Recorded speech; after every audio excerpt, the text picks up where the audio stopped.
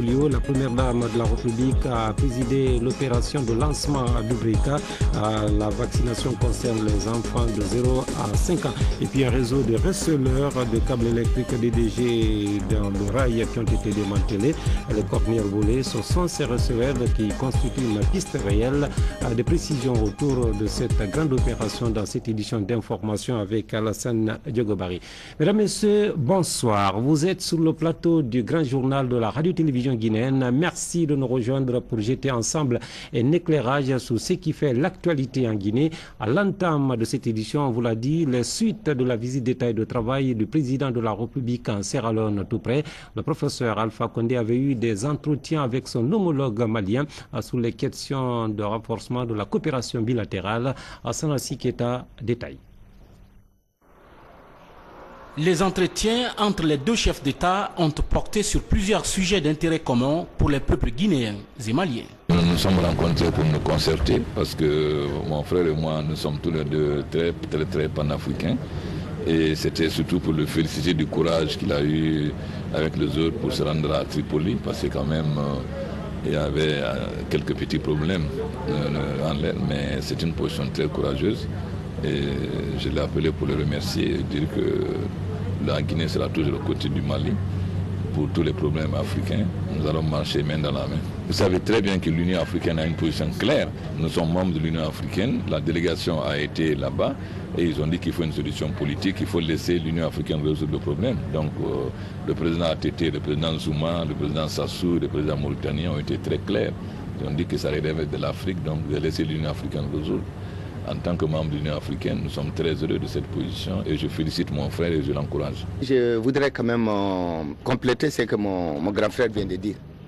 L'initiative de l'implication urgente et rapide de l'Union africaine et notamment le Conseil de paix et de sécurité, l'initiative vient du président Condé. Le président Condé, lorsqu'il était en visite à Bamako, après avoir fait rapidement le point de la situation, a souhaité que l'Afrique, surtout le Conseil de paix et de sécurité, s'implique plus. Donc c'est à partir de là que lui-même a pris les contacts. Et le Mali, étant membre du Conseil de paix et de sécurité, a représenté l'Afrique de l'Ouest. L'Afrique du Nord a été représentée par la Mauritanie. L'Afrique de l'Est par le président Museveni. L'Afrique centrale par le président Sassou Nguesso. Et l'Afrique australe par le président Zuma. Donc c'est l'ensemble de tout ceci. Après avoir étudié la question sur une feuille de route dégagée et acceptée par l'Union africaine, que nous nous sommes rendus d'abord à Tripoli et après maintenant à Benghazi. Et je pense que jusqu'à aujourd'hui, par le biais du président de la Commission de l'Union africaine, nous sommes en train de travailler pour faire prévaloir, expliquer et faire comprendre notre ligne. Notre ligne n'est autre chose que la ligne politique. Je suis convaincu que la solution militaire ne peut être que temporaire ou éphémère. Et la solution militaire a toujours laissé des traces extrêmement dures et surtout des effets collatéraux qui peuvent atteindre des régions sur lesquelles n'a pas eu la guerre. Donc nous pensons qu'aujourd'hui, il faut s'arrêter, aller vers un cessez-le-feu, l'arrêt des hostilités. Et cela est incontournable. Il faut également une ouverture politique et ce dialogue politique doit être fait par les Libyens eux-mêmes. Ils sont les mieux indiqués pour savoir ce qu'ils veulent et ce qu'ils veulent faire de leur pays. Voilà qu'il se prononce aussi sur le conflit libyen. Les présidents Amadou Toumani Touré et le professeur Alpha Condé estiment qu'il faut nécessairement passer par le dialogue politique pour trouver une solution au conflit.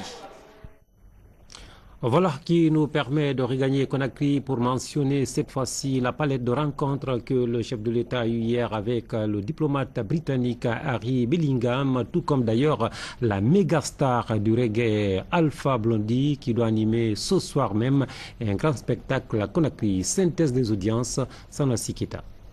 Harry Bellingham est le ministre britannique chargé des Affaires étrangères et des Nations Unies.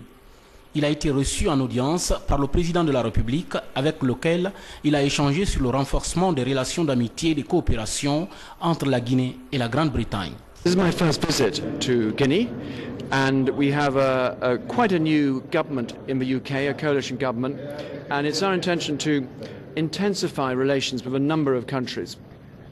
Je suis à ma première visite en République de Guinée. J'avoue que nous sommes un nouveau gouvernement qui cherche à intensifier des relations bilatérales avec un certain nombre de pays. Nous avons des priorités au niveau de la Grande-Bretagne, surtout en ce qui concerne la Guinée. Nous souhaiterons renforcer la démocratie. Et la Grande-Bretagne est un grand pourvoyeur de fonds, non seulement à l'Union européenne, mais aussi aux Nations Unies. Chacune de ces deux organisations financera beaucoup d'argent en République de Guinée dans le cadre de renforcement de ces institutions républicaines, aussi dans le cadre de la réforme du secteur de défense et de sécurité. Et nous veillons à ce que l'argent soit bien dépensé. Et le président a de très bonnes idées par rapport à l'utilisation rationnelle de ces fonds pour que les fonds puissent être bénéfiques aux populations guinéennes.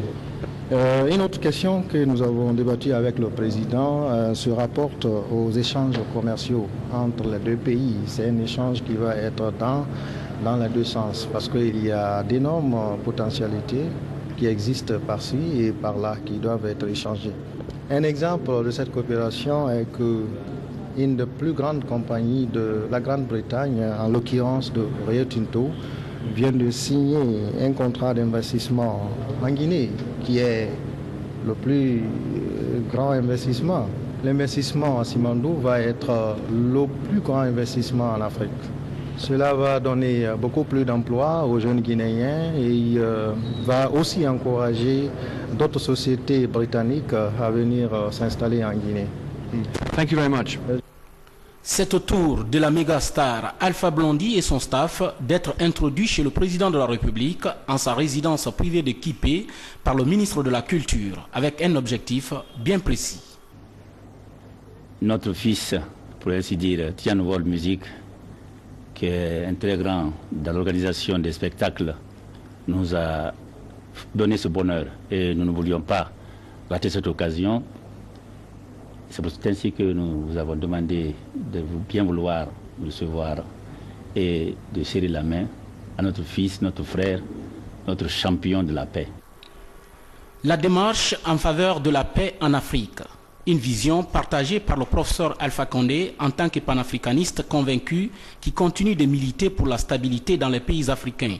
Aujourd'hui, il s'est dit favorable à l'initiative de l'ambassadeur des Nations Unies pour la paix en Afrique qui est en Guinée pour animer des concerts sur la paix, une façon de saluer l'avènement de la démocratie. Je vous souhaite la bienvenue en Guinée et je suppose que si la plupart des jeunes ministres sont là, c'est que peut-être, et les dames, c'est que peut-être chacun souhaitait votre venue en Guinée. Donc je suis très content que vous soyez là.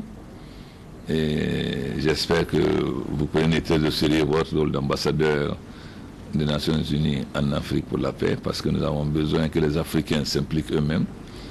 Et vous êtes d'autant bien plus placé que votre pays a connu des épreuves très dures et qui ne sont pas encore terminées. Donc je souhaite donc que votre passage en Guinée soit un appel à la jeunesse, un appel à l'unité de la jeunesse, un appel à la paix, parce que sans unité, l'Afrique ne peut pas aller de l'avant. D'abord sans unité dans nos pays, à l'intérieur de nos frontières, ensuite sans unité entre nos différents pays, parce que ce n'est pas nous qui avons tracé les frontières, c'est les colonialistes qui ont tracé les frontières à leur guise, ce qui fait que nos peuples sont éparpillés. Vous parlez malinké comme moi, comme les Maliens ou comme les Sénégalais orientaux, d'autres parlent Peul comme nous, etc. Mais nous nous trouvons dans des pays différents alors que nous sommes les mêmes. Donc c'est très important que vous apportez un message de paix et de solidarité et que surtout vous encouragez la jeunesse à se donner la main. Parce que malheureusement, beaucoup d'hommes politiques, lorsqu'ils n'ont pas de programme, ils utilisent des arguments ethniques ou religieux, irrationnels, pour opposer la jeunesse. Alors que ce qu'on doit faire, c'est créer les conditions de l'émancipation de la jeunesse, tant au niveau de leur maîtrise du savoir que de leur insertion dans le processus du travail afin que demain ils prennent la relève et conduisent l'Afrique à l'unité et au développement. J'espère donc que votre passage en Guinée sera un moment extrêmement utile pour la jeunesse et j'espère que vous réserverez l'accueil que vous méritez. En tout cas, je vous souhaite bon séjour et j'espère que vous serez retenir le langage de la vérité, le langage de l'unité et le langage du respect du travail. Parce qu'aujourd'hui, nos jeunes sont très pressés de réussir et ne sont pas patients. Or, si on est trop pressé de réussir, on tombe dans la corruption. Et il est important donc qu'ils sachent qu'il faut un effort et que c'est au bout de l'effort qu'on réussit. Donc j'espère que vous pourrez à la fois transmettre le message de paix, mais aussi la nécessité de s'engager dans le travail, d'être patient et surtout d'aimer le pays et d'être patriote. Parce que l'argent a un peu perverti l'Afrique et il faut donc créer le goût du travail au niveau de la jeunesse. J'espère donc que vous aurez ce messager. Merci. Ce sont des messages qui réjouissent Seydou Kone, alias Alpha Blondy, en sa qualité d'ambassadeur des Nations Unies pour la paix en Afrique. Tout un symbole pour lui. Je voudrais vous dire un infini merci pour l'honneur que vous nous faites à moi et à mon équipe en nous recevant chez vous 2 fois, chez vous dans notre pays, la Guinée, et chez vous à la maison. Et je voudrais en même temps vous dire que je viens de boire vos paroles. Ce que vous avez dit, c'est, on ne peut pas dire plus vrai que ça. Vous avez touché du doigt les problèmes qui ont sémé le trouble dans ma Côte d'Ivoire à moi, dans notre Côte d'Ivoire à nous, que vous connaissez d'ailleurs. Et aujourd'hui, plus que jamais, je suis fier d'être dans votre pays. Et je voudrais vous dire, de dire au peuple de Guinée un infini merci pour l'accueil. Depuis que je voyage à travers le monde, que je fais des concerts, je n'ai jamais été reçu sous le soleil de Dieu comme j'ai été reçu en Guinée. Et comme on dit chez nous, si tu as la chance de manger le fruit de l'arbre géant, dis merci au vent. Alors je voudrais vous dire merci. Merci à mes frères et sœurs de Guinée. Notre mission est commune, la paix. La paix en Guinée, la paix en Côte d'Ivoire, la paix pour l'Afrique. L'Afrique ne peut pas se payer le luxe de guerre. Et sans la paix, notre développement, il n'y a pas de développement. Et il y a comme les aînés comme vous, sur qui nous, on peut compter. C'est votre mission, à vous les chefs d'État, et nous serons à votre côté pour servir de caisse de résonance. Mais ce n'est pas toujours qu'on a aussi droit à des présidents instruits, professeurs. Ce n'est pas tous les jours qu'on a eu droit, que l'Afrique a eu cette chance-là. Et quand nous avons la chance et l'honneur d'avoir un prof d'université à la tête d'un pays, nous nous mettons à son entière disposition pour qu'il puisse travailler pour le bonheur non seulement du peuple de Guinée, mais que ce bonheur rejaillisse sur les voisins que nous sommes et pourquoi pas sur tout le continent. Après la sortie, donc il a décidé de donner ça à vous et à votre famille et pour que vous puissiez vraiment écouter. Et il dit que c'est le premier président à qui j'offre cet album, Vision, parce qu'il pense que la Guinée a besoin d'une nouvelle vision. Et l'album, le nom correspond à votre vision d'aujourd'hui. Merci. Qu'est-ce que vous appelez Alpha? C'est une vision Alpha. Voilà ce qui motive davantage les autres responsables à mobiliser les populations en général et les jeunes en particulier à venir nombreux suivre encore Alpha Blondy demain pour son 2e concert sur l'esplanade du Palais du Peuple après celui d'aujourd'hui. Je suis fière que tous les Guinéens partagent cette idée-là, cette idée forte, que le président de la République accompagne l'événement et que toute la jeunesse de Guinée soit appelée gratuitement à venir écouter un message de paix pour le partager, pour qu'on réapprenne à vivre ensemble, à vivre mieux ensemble. J'informe la jeunesse guinéenne de se mobiliser massivement pour le spectacle de samedi sur l'esplanade du Palais du Peuple, le président offre gratuitement le concert du samedi à la jeunesse guinéenne. Ça sera un concert pour la paix. Comme le président Alpha Condé est un homme de la paix, donc je demande à la jeunesse guinéenne de venir danser avec Alpha Blondy pour la paix et l'unité nationale. Écoutez bien, le président de la République, Monsieur Alpha Condé, offre à la jeunesse le concert de samedi. Est-ce que vous avez compris? Donc, le concert de samedi a été offert à la jeunesse de Conakry, de Guinée, par le président guinéen et son excellence Alpha Condé. Et les gars, là, tout va finir. Il ne faut pas rater ça. Il faut venir, on se gueule les baramorons. Hein, vous avez compris? Là, connaître va connaître les gars. Et ça ne va pas connaître. Je vous aime. À bientôt. Ne t'en fais pas, Alpha Blondy, le message est décodé 5 sur 5. Le premier grand spectacle, d'ailleurs, c'est ce soir au Palais du Peuple à Conakry et demain avec l'audience qui va être consacrée aux jeunes. Ce sera sur l'esplanade, sous les auspices de production Tidjane World Music. Autre fait marquant de l'actualité en Guinée, c'est le lancement officiel ce vendredi même de la traditionnelle campagne de lutte contre la poliomyélite assortie de la supplémentation en vitamine A et du mébendazole. L'opération couvre, on le sait, tout le pays à l'adresse des enfants de 0 à 5 ans. Mais voyons plus tard avec Adama Magasuba l'étape de Dubrika avec la première dame de la République dans ce reportage. Ces journées de vaccination visent à protéger davantage les enfants de 0 à 5 ans contre la poliomyélite, car malgré les acquis, des menaces pèsent encore sur l'éradication de cette maladie dont le virus circule encore en Afrique de l'Ouest. Sur ce, de nombreux enfants continuent à être handicapés à vie par ce virus détestable. Une situation non acceptable dans la mesure où il y a un vaccin gratuit. C'est pour cette raison que l'Organisation mondiale de la santé organise cette campagne et le fait de porte à porte.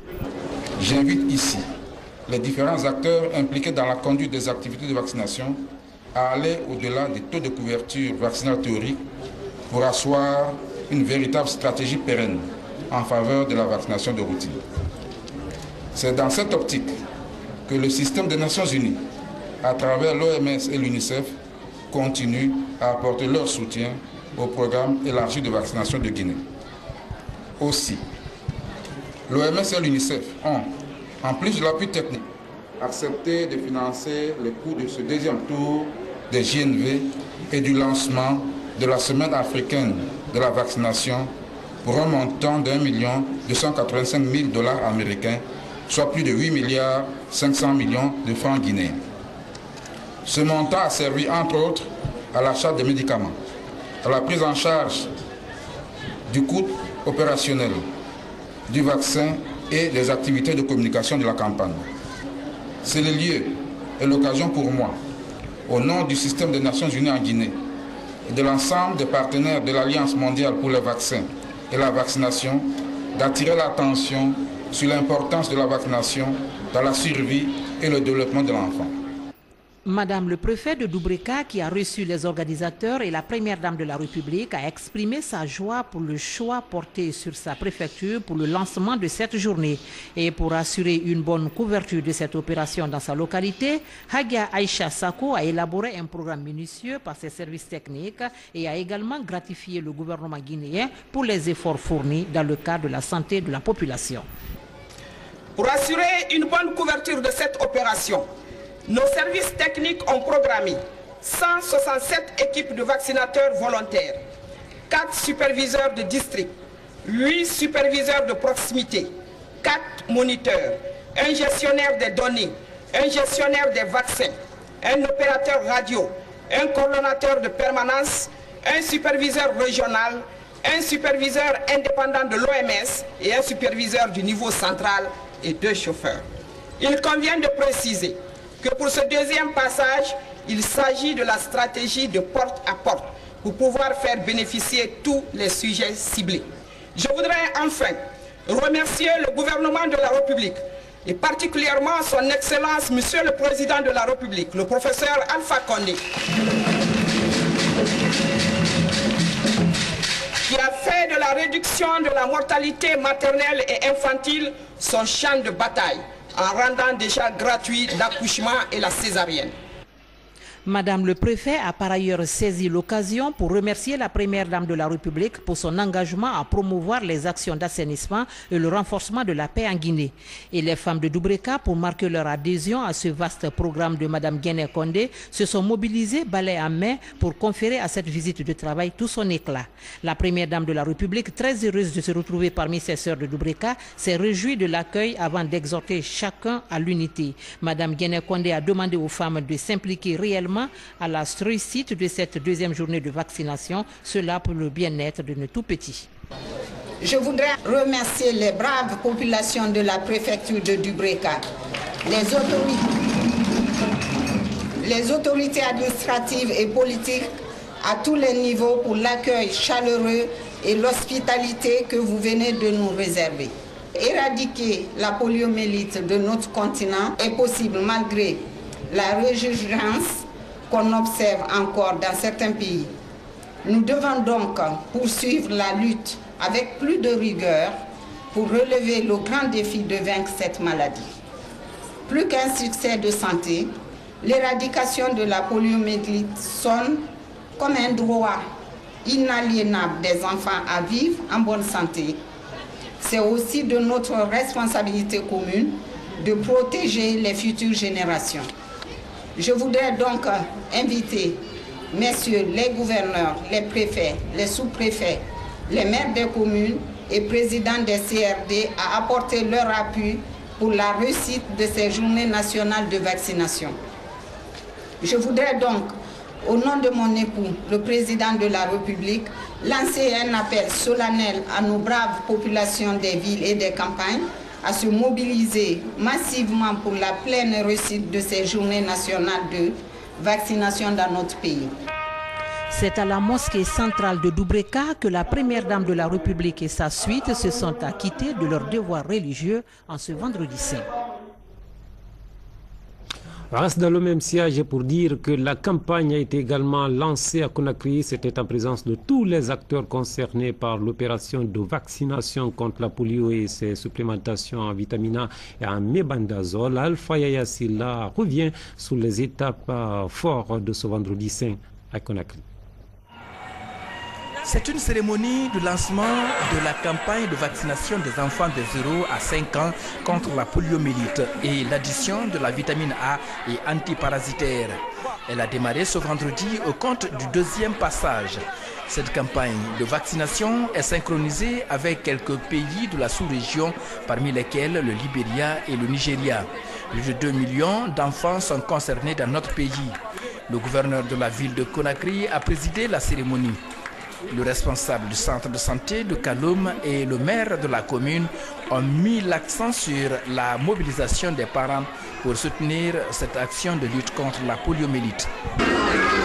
Gardons-nous à l'esprit que les efforts investis en faveur de la lutte contre la poliomyélite nous procurent une lueur d'espoir de venir à bout du virus maudit. On ne peut pas bâtir une nation forte, unie et prospère si nos enfants sont exposés aux maladies. C'est pourquoi nous invitons tous les chefs de quartier, des secteurs, des ménages et des confessions religieuses de prendre toutes les dispositions.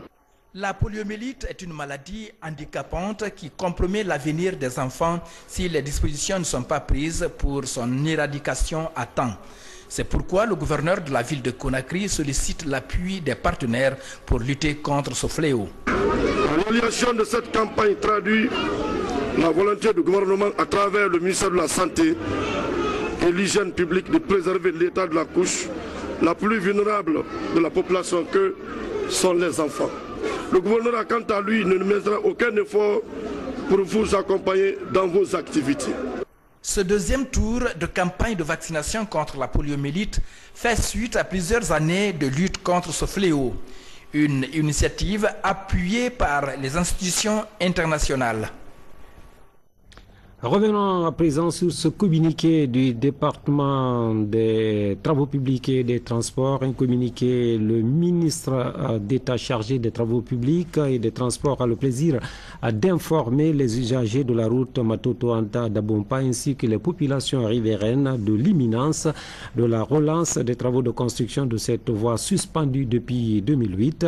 Et à cette occasion, le ministre d'État invite tous les citoyens dont les bâtis sont situés dans l'emprise du projet à prendre toutes les dispositions utiles pour leur libération. Les équipes techniques des ministères concernés, les responsables locaux procéderont à partir du 30 avril 2011 à la visite des lieux, au marquage et à la définition des emprises pour la réalisation des exutoires nécessaires à l'évacuation des eaux pluviales. Aussi, Monsieur le ministre d'État invite les usagers de la route au respect des consignes de prudence et de déviation qui seront aménagées pour leur sécurité. Enfin, Monsieur le ministre d'État présente ses excuses pour les désagréments qui seront éventuellement causés aux citoyens dans le cadre de l'aménagement de cette voie. A signé Elhadj Ba Ousmane, ministre d'État des Travaux publics et des Transports. Parlons de ces menaces de suspension de l'opérateur de téléphonie mobile Areba Guinée qui alimente la chronique de l'actualité dans notre pays. En effet, les abonnés sont du reste très inquiets et ne savent plus à quel sein se vouer si jamais la suspension restait effective. Mais pour apporter un éclairage sur ce dossier, le directeur général de l'ARPT a été reçu par Fana Souma dans la séquence de l'invité de la rédaction que vous pourrez suivre juste après cette édition. Mesdames, Messieurs, tendez bien l'oreille pour les éclairages. Je vous confirme ici que Areba n'a pas payé jusque là où nous parlons. Et c'est ce qui a motivé l'État hier à faire ce communiqué qui a en fait deux niveaux.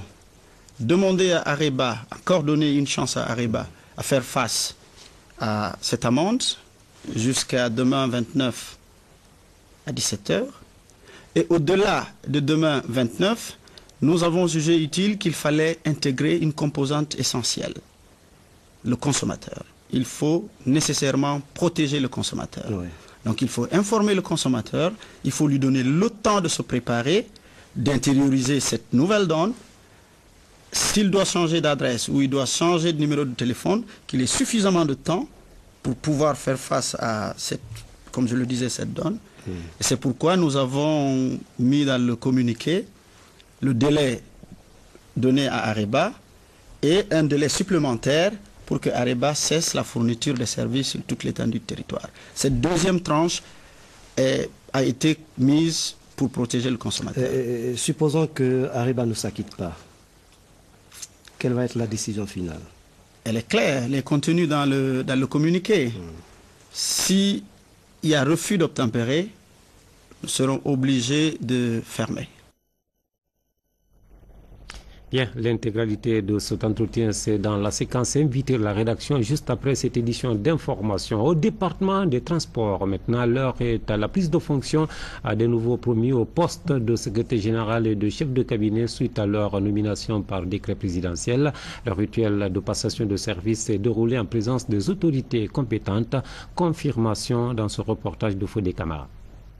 La famille des travailleurs du ministère des Transports s'est massivement mobilisée pour assister à la passation de services entre les chefs de cabinet et secrétaires généraux entrants et sortants. Oulaba Kabasanketa quitte le poste de chef de cabinet pour tenir dorénavant les rênes de la SOGEAC, la société de gestion de l'aéroport de Conakry. Il passe le témoin au vieux briscard Cheikh Fantamadi Condé. Après l'information et l'armée, cet éminent journaliste compte mettre sa riche expérience à la disposition de ses nouveaux collaborateurs. Après avoir gravi tous les échelons au ministère des Transports, Cheikh Mohamed Touré revient aux affaires au poste stratégique de secrétaire général. Et avant de se retirer, Hadja Marie Mansour déroule le tapis rouge pour son successeur. Quant à mon frère et mon ami Cheikh Touré, les intentions bien formulées, suivies d'actes bien posés, réservent toujours d'agréables surprises à leurs auteurs.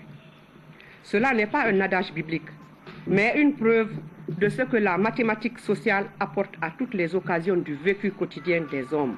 C'est sur ta proposition, ministre des Transports d'alors, qu'un acte officiel signé le 27 août 2008 m'a nommé à ce poste de secrétaire général de ce département. Voilà aujourd'hui que par un autre acte officiel, tu es nommé dans les mêmes fonctions pour continuer l'œuvre que tu m'avais alors confiée sans calcul à l'époque. Chers collaborateurs à tous les échelons, vous comprendrez que mon émotion est grande. Elle est d'autant plus grande que j'ai été ministre dans ce département. Je connais donc la plupart d'entre vous. Mais ce qui est humainement plus sensible encore est qu'aujourd'hui, je remplace à ce poste une sœur, ma sœur qui me gère. L'ère du temps est au changement.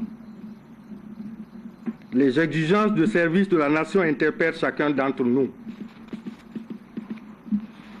Nos gloires et prestiges personnels passés ne doivent nullement et surtout pas nous empêcher à nous mettre au service de la nation à quelque poste de responsabilité que ce soit.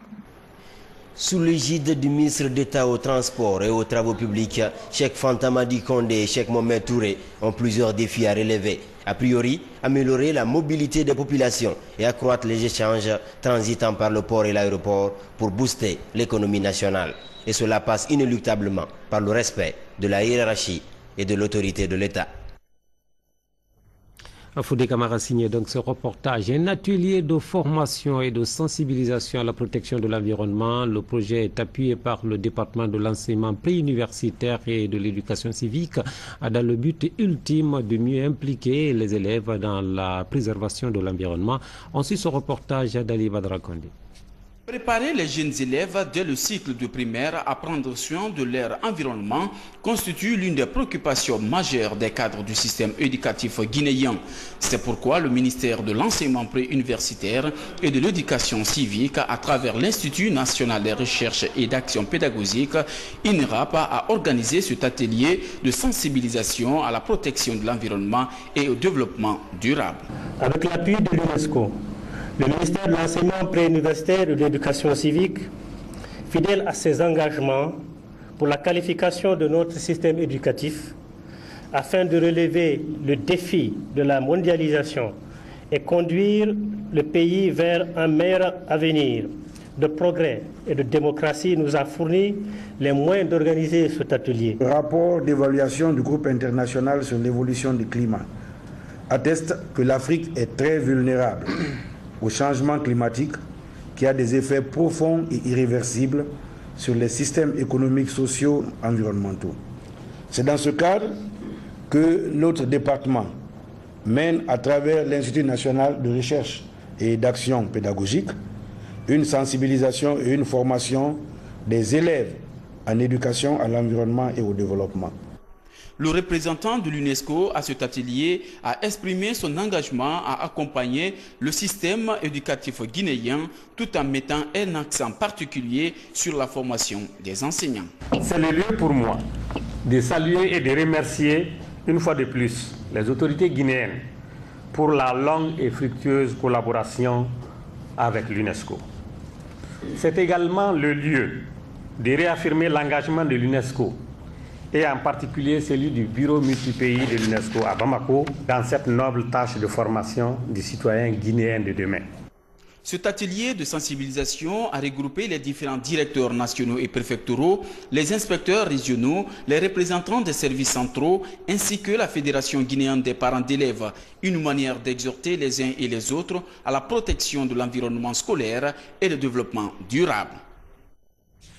Et puis le contenu de ce communiqué de la Confédération patronale des entreprises de Guinée, en raison du décalage de la date de célébration de la fête internationale du travail au lundi 2 mai 2011, la présidente de la Confédération patronale des entreprises de Guinée, CPEG, informe les invités et les participants que la date d'ouverture du séminaire sous-régional portant sur le renforcement des capacités techniques des entreprises en maintenance, gestion des déchets industriels et prévention des pollutions est reporté au mardi 3 mai 2011 à la Caisse nationale de sécurité sociale à partir de 10 h. La présidente de la Confédération patronale des entreprises de Guinée présente toutes ses excuses aux participants et aux invités pour le désagrément causé par ce décalage. À Conakry, 29 avril 2011, la présidente, Madame Kamara Adja Aïssatou Anyouma Traoré. Direction Free à présent où vient de se tenir une concertation à l'initiative du PROJEG. Le PROJEG, c'est le programme de renforcement des capacités de la société civile et de la jeunesse guinéenne. Un forum qui a regroupé des structures venues du pays et de la France. À Makale Souma nous campe les grands enseignements de la rencontre. Se repositionner et peser davantage sur les prises de décision. Voilà l'objectif de la société civile guinéenne qui veut par tous les moyens impulser le dialogue entre tous les acteurs de la vie nationale. Cette 4e assemblée générale du PROJEG, tenue dans la ville industrielle de Fria, était tout simplement donc un espace de concertation pour les 135 organisations guinéennes et étrangères. Nous allons œuvrer tous à accompagner notre président de la République, le professeur Alpha Condé, pour le bonheur du pays. Le projet continue à soutenir la société civile guinéenne. Elle l'a fait dans le passé, mais dans des conditions difficiles. Maintenant que tous les ingrédients sont réunis pour une aide efficace de la société civile, au nom de Monsieur le Président de la République, je leur demande de continuer. Un moment de réflexion, mais aussi de partage d'expériences pour les partenaires et les membres des différentes organisations présentes. L'intérêt de la coopération française à soutenir la société civile en Guinée, savoir que ce soutien a été continu, n'a pas connu d'interruption même pendant les périodes. Comme toute assemblée générale, celle-ci aussi a connu la présentation du bilan de la phase programme 2008-2010 du PROJEG, le rapport moral, technique et financier. Des présentations suivies de débats autour des enjeux du développement. D'année en année, je vois qu'il y a une grande évolution, il y a une ouverture d'esprit. Les gens sont de plus en plus dynamiques, de plus en plus investis. En comparaison avec ma société civile, et que la société civile est en train de se forger du chemin pour se rendre crédible et essayer de respecter les valeurs d'une société civile respectueuse. De grandes orientations entamées par le PROJEG au compte de l'année 2011 ont été validées. Il s'agit de la révision du code minier, les conseils aux jeunes, la lutte contre la corruption et la contribution à la réconciliation nationale. Tout un chantier pour les nouveaux membres du comité de pilotage. Un coup d'œil sur l'environnement avec les conséquences déjà palpables de la tombée des grandes pluies à Conakry et dans le pays et surtout ce spectacle des inondations et des immondices qui jonchent les rues boueuses de la capitale. Au quartier Afia par exemple, 2 familles victimes des caniveaux bouchés et des dégâts causés par les eaux de ruissellement sont en conflit ouvert. Thierno Ousmane Diallo est allé voir de quoi ça retourne. Au lendemain des premières pluies à Conakry, les habitants de ces maisons à Afia se sont réveillés les pieds dans l'eau. Ce fauteuil entièrement mouillé témoigne de la hauteur des eaux. Des dizaines de personnes sont en détresse, parmi elles des étudiants qui sèchent leurs relevés de notes ou autres documents. Le propriétaire des concessions inondées accuse les constructeurs de cet immeuble. Ils auraient obstrué le passage des eaux de ruissellement en aménageant leur espace. Il y a un monsieur qui est venu, qui est en train de construire un immeuble de 3 niveaux. Il a creusé la fosse septique et le sous-sol. Mais le terrassement de cette fosse septique et de ce sous-sol, il n'avait pas trouvé de moyen de l'évacuer. Il l'a déposé ici, dans la voie. L'eau de ruissellement qui quitte de Radar là-bas, de Amdalaï, de Concasseur, toute cette eau-là passe devant ma concession. Depuis 1980, il n'y a jamais eu d'inondation. Mais dès qu'il a déposé son terrassement ici, maintenant la vie est intenable dans ma concession. Tout a été détruit par l'eau. Les constructeurs de l'immeuble rejettent la responsabilité du sinistre. Ils font part d'une idée pour le drainage des eaux usées et de ruissellement. Nous voulons qu'on se concerte, on s'associe ensemble, et les jeunes dans sa cour, et les jeunes dans notre cour, et les jeunes des autres cours, on s'associe ensemble, on crée le fossé pour que quand la pluie vient, pour que l'eau se dégage avec la rapidité ou bien dans une solution qui ne va pas fatiguer l'un à l'autre. C'est ce que j'ai dit comme solution. La solution ne satisfait pas le sinistré. Les constructeurs auraient selon lui pris l'engagement de creuser un fossé pour drainer les eaux de ruissellement. Justement, l'inexistence en ces lieux d'infrastructures susceptibles d'évacuer les eaux de ruissellement relance le débat sur l'urbanisation en Guinée. C'est Conakry, ces problèmes d'urbanisation, rien que dans cet instant, les grandes pluies ne font que s'annoncer. Après les avoir guettés, on vous a dit au sommaire, longtemps guettés, les gendarmes de l'escadron mobile numéro 3 de Matam viennent finalement de mettre la main sur 2 receleurs impliqués dans le réseau de vol de cornières des pylônes DDG. On a d'ailleurs, vous le savez, très souvent montré sur nos antennes ici les images des lignes électriques DDG vandalisées par des malfrats sous l'axe Kindia-Conakry. Eh bien, ces 2 receleurs seraient une piste sérieuse d'après les enquêteurs. Alassane Diogo Barry, reportage. Avec la mise aux arrêts de ces 2 receleurs, on assiste peut-être à un début de solution sur le démantèlement du groupe de voleurs qui agit sur les pylônes de l'électricité de Guinée. Des voleurs qui s'attaquent au support des lignes haute tension par un démontage pur et simple des cornières qui les composent. Un acte maléfique qui a déjà occasionné la chute d'une dizaine de pylônes sur l'ensemble des lignes, notamment celle du barrage des Grandes Chutes. Ces 2 receleurs sont des revendeurs de ferraille au carrefour dit Barry des Flandres de Amdallaï. Ils ont été appréhendés après avoir voulu acheter ces cornières des mains du voleur en fuite, un certain Abou Silla du quartier Coronti, ici à Conakry.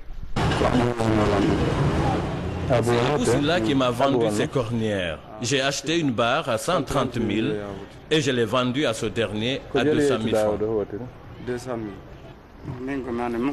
Il m'a appelé au téléphone et m'a proposé les cornières.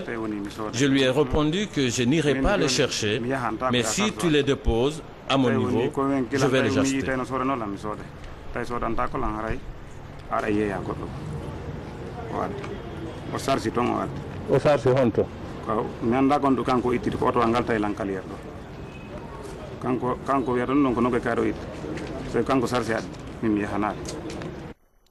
Ces 2 receleurs ont déjà été déférés et leur situation se trouve désormais dans les mains de la justice.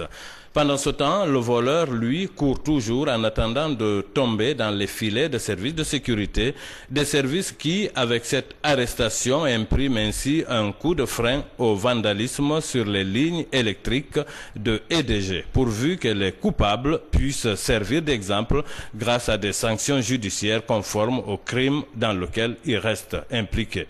Espérons que la justice saura faire son travail. Bien voilà, ce reportage sur ce fait divers met un terme à cette édition du Grand Journal de la radio-télévision guinéenne réalisé par Abdoulaye Diallo. Et puis du côté de Kazaj ce soir, il y avait Lansana Bissiri Bangoura. L'équipe technique est celle de Elhaj Nabissouma, Fernand Bangouran et le collectif des jeunes. Merci de nous avoir accordé votre attention. Inch'Allah, on se reprend demain, même heure, même fréquence, sur les mêmes antennes. Bonsoir et à tout à l'heure.